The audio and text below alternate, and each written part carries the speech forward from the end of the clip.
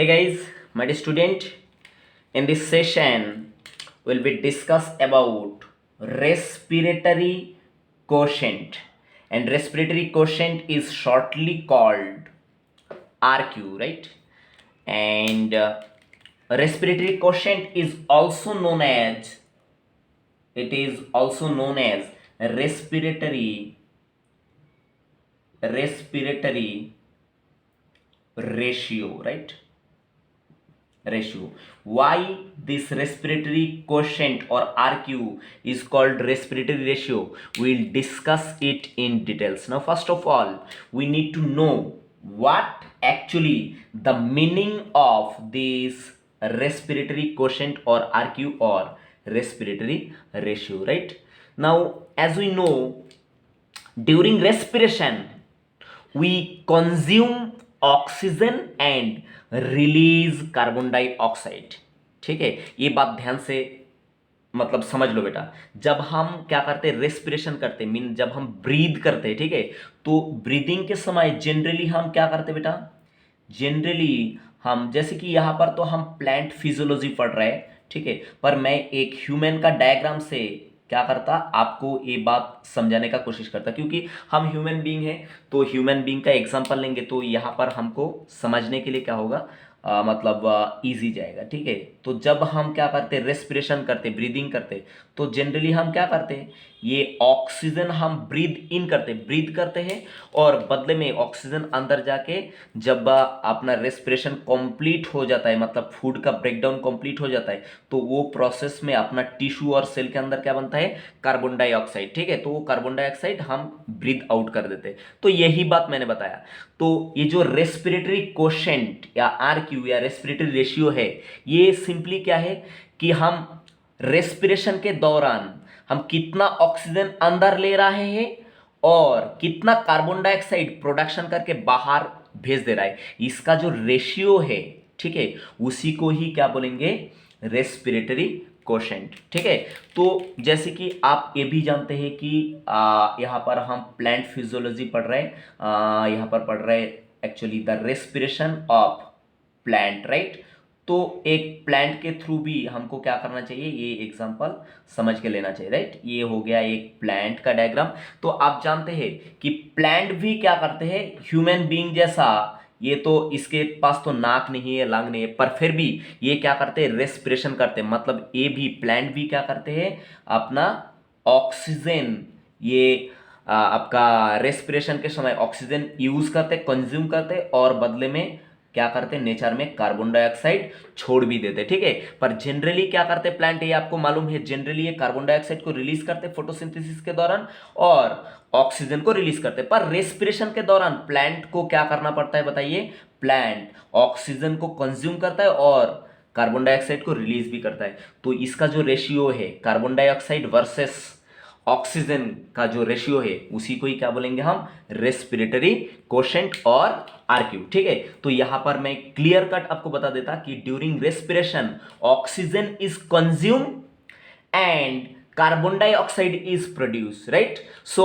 RQ is the ratio of the volume of carbon dioxide evolve to the volume of oxygen consumed in respiration। ठीक है, मैं एकदम simplified वे में आपको बता देता। ठीक है, तो बेटा RQ का मतलब क्या हुआ, यहां पर RQ इक्वल टू क्या हुआ, volume, VOLUME, volume of carbon dioxide evolve, EVOLVE, evolve, and by volume of oxygen consume, volume, VOLUME, volume of oxygen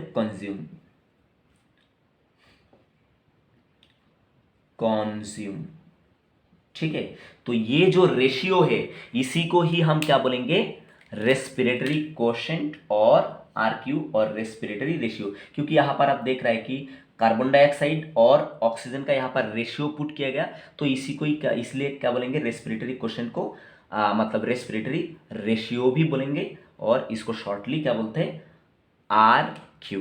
ठीक है, अब देखिए जनरली ह्यूमन बीइंग कोई एक सबस्ट्रेट को क्या करते बताइए, रेस्पिरेशन नहीं करते, ठीक है। रेस्पिरेशन के दौरान एक्चुअली ये जो ऑक्सीजन अपने अंदर गया, ठीक है, ऑक्सीजन एक्चुअली डिलीवर हो जाएगा किसके पास बताइए, अपना बॉडी के अंदर सेल होता है जिसके पास ऑक्सीजन का डिमांड होता है। अब इस सेल में जब ऑक्सीजन डिलीवर हो जाएगा, ठीक है, तो सेल के अंदर ये ऑक्सीजन जब मिलेगा तो यहां पर सेल के अंदर क्या है, ग्लूकोज है, क्या है बताओ, ग्लूकोज, ठीक है, ग्लूकोज है, उसके बाद फैट है, उसके बाद प्रोटीन है, ठीक है। ये जो फूड है ये ऑक्सीजन के प्रेजेंस में क्या होता है बताइए, ब्रेक डाउन होता है, ठीक है। और जब ये ऑक्सीजन के प्रेजेंस में ये फूड का ब्रेकडाउन होता है, ग्लूकोज फैट प्रोटीन, तो क्या होता है, ये सेल के अंदर तैयार होता है आपका कार्बन डाइऑक्साइड। क्या तैयार होता है बताइए, कार्बन डाइऑक्साइड। तो यही कार्बन डाइऑक्साइड फिर से क्या होता है, अपना ब्रीदिंग के दौरान बाहर निकल आते हैं, ठीक है। तो कितना कार्बन डाइऑक्साइड अपना बॉडी में तैयार हुआ या प्लांट बॉडी में तैयार हुआ रेस्पिरेशन के दौरान जब फूड को ब्रेक डाउन कर रहा है, और ये फूड को ब्रेक डाउन करने के लिए उसको कितना ऑक्सीजन यूटिलाइज करना पड़ा, ये रेशियो को ही क्या बोलेंगे बताइए, आरक्यू।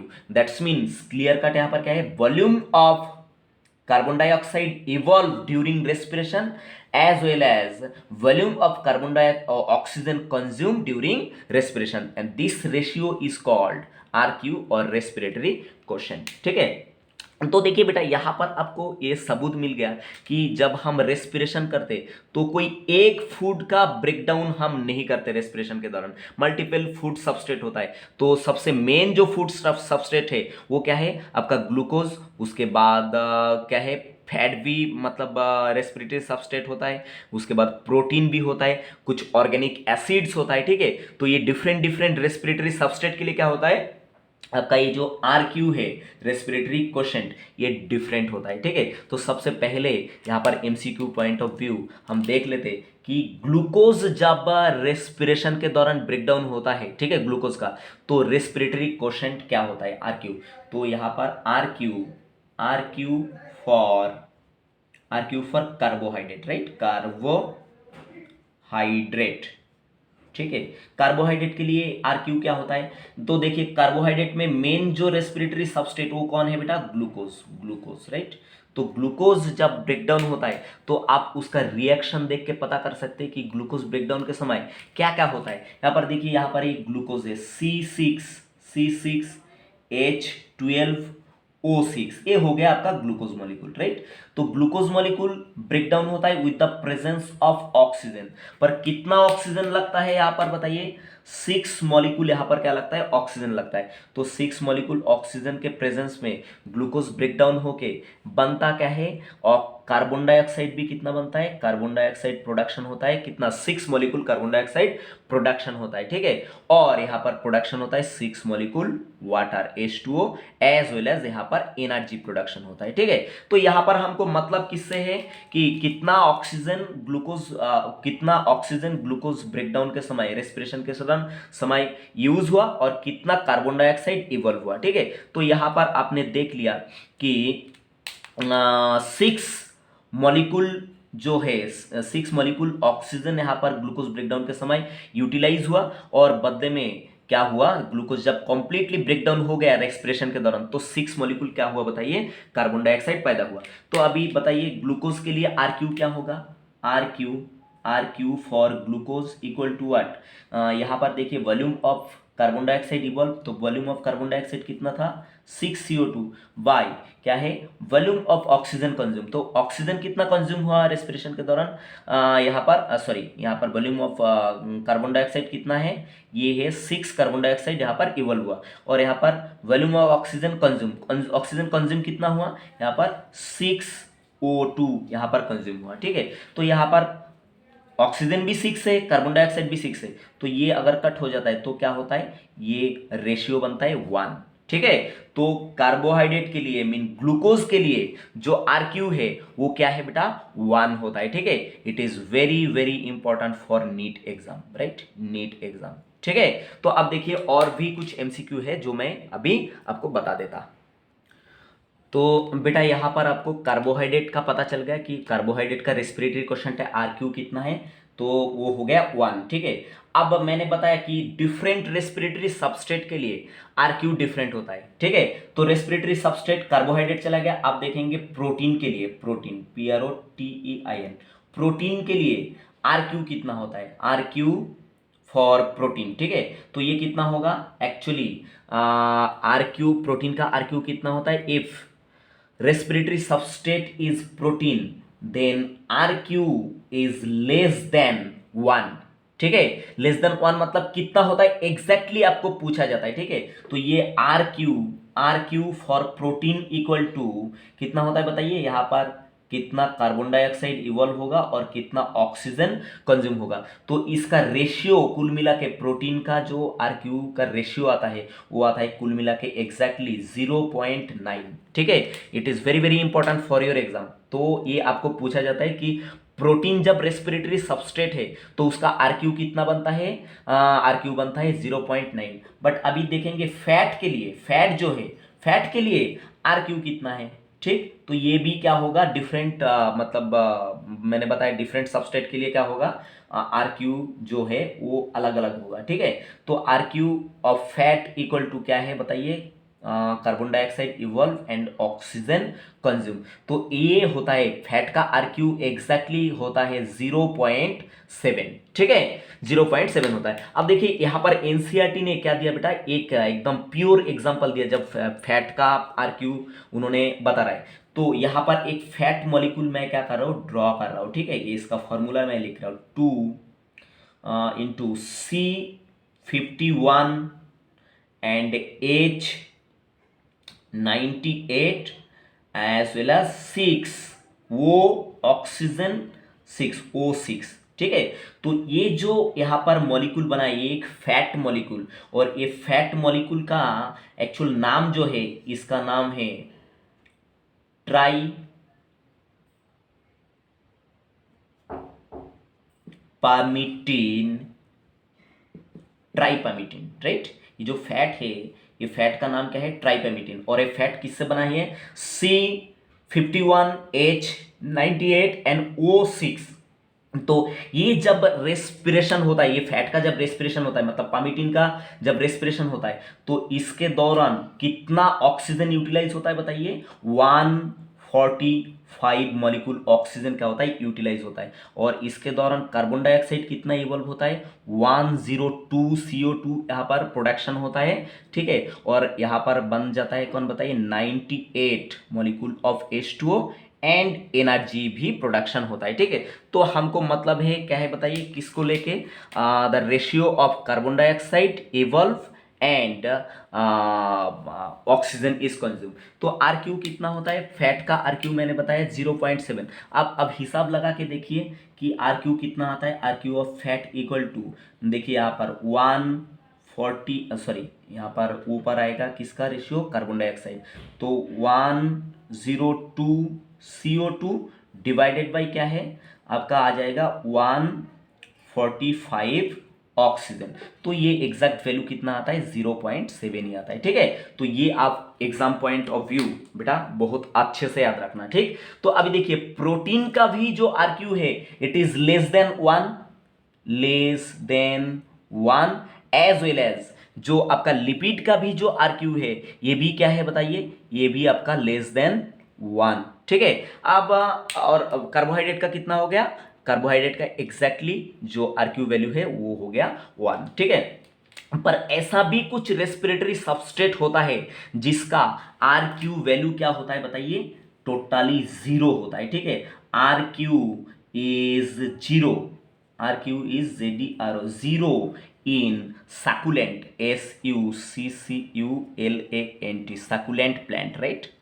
सैकुलेंट बोल के एक स्पेशल टाइप का जेरोफाइटिक प्लांट होता है, ठीक है। Actually XERO phytic, xerophytic plant, succulent बोल के एक जेरोफाइटिक प्लांट होता है जो कहां पर बताइए, रेगिस्तान में पाए जाते हैं। तो वो प्लांट का जो आरक्यू है, सैकुलेंट प्लांट का जो आरक्यू है वो क्या होता है बेटा, ये होता है जीरो। आपका एग्जाम पॉइंट में ये पूछता है, ठीक है। जीरो कैसे होता है, जीरो इसलिए होता है क्योंकि यहां पर क्या होता है, succulent plant actually don't produce any carbon dioxide during respiration, ठीक है, कि अगर कार्बन डाइऑक्साइड जीरो हो गया, मान लो कि यहाँ पर RQ ऑफ सकुलेंट का बता रहा है, तो यहाँ पर आपका कार्बन डाइऑक्साइड अगर जीरो हो गया तो ऑक्सीजन जो है वो कितना भी प्रोडक्शन करे तो अल्टीमेट रिजल्ट आपको क्या आएगा, जीरो ही आएगा, क्योंकि मतलब जीरो को अगर डिवाइड करोगे, कुछ भी कोई भी नंबर से डिवाइड करोगे तो अल्टीमेट रिजल्ट आपका क्या आने वाला है, जीरो ही आने वाला है। तो ये भी आपको एग्जाम में पूछा जाता है कि why succulent RQ is zero, because during respiration there is no production of carbon dioxide, that's why RQ is zero in succulent, right. तो ये भी MCQ पॉइंट ऑफ व्यू आप याद रखना, और 2-4 पॉइंट है जो आप अच्छे से सुन लीजिए। अब क्या होता है, कुछ ऐसा भी रेस्पिरेटरी सबस्ट्रेट रहता है जहां पर क्या होता है, RQ become more than one, RQ मोर देन वन, ठीक है। तो वो रेस्पिरेटरी सबस्ट्रेट आपको एग्जाम पॉइंट ऑफ व्यू क्या करना है बेटा, जानना चाहिए कि कौन सा रेस्पिरेटरी सबस्ट्रेट ऐसा है जिसका RQ क्या होता है, मोर देन वन होता है, ठीक है। तो ये जो रेस्पिरेटरी सबस्ट्रेट, इसको क्या बोलते हैं, ऑर्गेनिक एसिड, क्या बोलते हैं बताइए, ऑर्गेनिक एसिड, ठीक है। ऑर्गेनिक एसिड एक्चुअली जब रेस्पिरेशन होता है इसका, तो क्या होता है, RQ इसका मतलब काफी ज्यादा रहता है, मतलब कार्बन डाइऑक्साइड का प्रोडक्शन क्या होता है, ऑर्गेनिक एसिड का जब रेस्पिरेशन होता है तो कार्बन डाइऑक्साइड का प्रोडक्शन काफी ज्यादा रहता है, इसलिए क्या होता है, RQ होता है, क्या बताइए, मतलब रेस्पिरेटरी क्वेश्चन मोर देन वन होता है। जैसे कि यहाँ पर एग्जाम्पल आपको बता देते कि actually RQ of oxalic acid, right?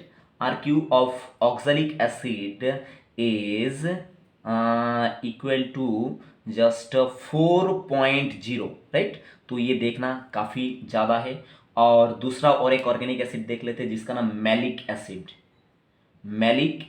Right. तो मैलिक एसिड का जो RQ है वो हो गया आपका 1.3, ठीक। और एक एग्जांपल आप याद रखना बेटा एग्जाम पॉइंट ऑफ व्यू कि सक्सिनेट, ठीक है, कौन है, सक्सिनेट, ठीक है, या सक्सिनिक एसिड भी बोलते हैं। तो इसका जो RQ है वो हो गया आपका 1.14, ठीक है। तो ये आप एग्जाम पॉइंट ऑफ व्यू याद रखना। अब देखिए, अब ऐसा भी कुछ सबस्ट्रेट है, ऐसा भी कोई ऑर्गेनिज्म है जिसका RQ जो है वो होता है इन्फिनिटी, ठीक है। इन्फिनिटी मतलब अनलिमिटेड RQ होता है। तो ऐसा क्यों है, ये तो बहुत ही कमाल का क्वेश्चन होने वाला है बेटा, ठीक है, कि विच organisms RQ बिकम इन्फिनिटी, ठीक है। और इन्फिनिटी होने के पीछे कारण क्या है, ठीक। तो एक्चुअली जो एनएरोबिकली रेस्पिरेशन करने वाला एनिमल है, ठीक है, एनएरोबिक रेस्पिरेशन में क्या होता है, एरोबिक रेस्पिरेशन,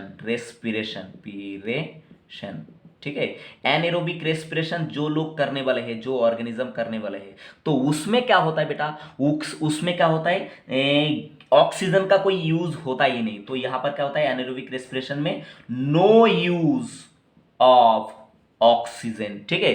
तो RQ का मतलब क्या है, RQ इक्वल टू आपने जाना कि ratio of carbon dioxide evolve and oxygen is consume, ठीक है। तो यहां पर कितना भी कार्बन डाइऑक्साइड होने दो, ठीक है, अगर यहां पर ऑक्सीजन जीरो है, ठीक है, ऑक्सीजन अगर जीरो है मतलब एनएरोबिक रेस्पिरेशन में कोई ऑक्सीजन का यूटिलाइज होता नहीं, तो ऑक्सीजन क्या हो गया, जीरो। और जीरो से आप कुछ भी क्या करो, डिवाइड करो, तो आपका आंसर क्या आने वाला है बताइए, इन्फिनिटी आने वाला है, इन्फिनिटी, ठीक है। तो इन्फिनिटी आने वाला है, क्योंकि आप मतलब कोई भी नंबर को जीरो से डिवाइड कर दो तो क्या है, वो इन्फिनिटी ही आने वाला है, ठीक है। तो ये भी आप याद रखना कि during anaerobic respiration RQ become unlimited और इन्फिनिटी, ठीक है। अब यहां पर और एक दो पॉइंट आपको बता देता हूं कि RQ किस लिए जरूरी है। RQ is actually help to understanding the respiratory substrate, क्योंकि आपने देखा होगा अलग अलग रेस्पिरेटरी सबस्टेट के लिए आरक्यू डिफरेंट होता है, ठीक है। तो ये पॉइंट सैचुरेटेड हो रहा है कि it is help to determine the different respiratory substrate और type of respiration being perform, किस तरह का रेस्पिरेशन हो रहा है। अगर एरोबिक रेस्पिरेशन हो रहा है तो आरक्यू कभी भी क्या रहेगा, मतलब कोई नंबर में रहेगा, पर एनएरोबिक रेस्पिरेशन में क्या है, इन्फिनिटी में रहेगा, ठीक है। दूसरा, और एक एनसीईआरटी का कमाल का स्टेटमेंट यहां पर बता दिया कि वो जो स्टेटमेंट ऑलरेडी आपको पहले बताया कि living organism respiratory substrate are often more than one. Living organism का रेस्पिरेटरी सबस्टेट एक से अधिक रहता है, जैसे कि कार्बोहाइड्रेट रहता है मेन, उसके बाद प्रोटीन रहता है, ठीक है, प्रोटीन रहता है, उसके बाद फैट रहता है, उसके बाद ऑर्गेनिक एसिड रहता है, ठीक है। ये different respiratory substrate living organism का रहता है, ठीक है। उसमें क्या होता है, प्योर प्रोटीन और fat are never use as respiration, ठीक है। कभी भी प्योर प्रोटीन और pure fat as a respiratory substrate use नहीं होता। तो प्रोटीन को ब्रेक डाउन करके किस में कन्वर्ट किया जाता है बताइए, एमिनो एसिड को एमिनो एसिड में कन्वर्ट किया जाता है, और एमिनो एसिड क्या होता है, amino acid act as respiratory substrate. और जब वह फैट को ब्रेक डाउन किया जाता है तो यहां पर बनता है आपका ग्लिसरॉल एंड फैटी एसिड, ठीक है, फैटी एसिड। तो glycerol and fatty acid is also act as respiratory substrate, right. That is the main agenda of respiratory quotient or RQ. I hope you enjoy a lot. Thank you for watching. Like, comment, share and subscribe if you are new in this channel. Bye बच्चों.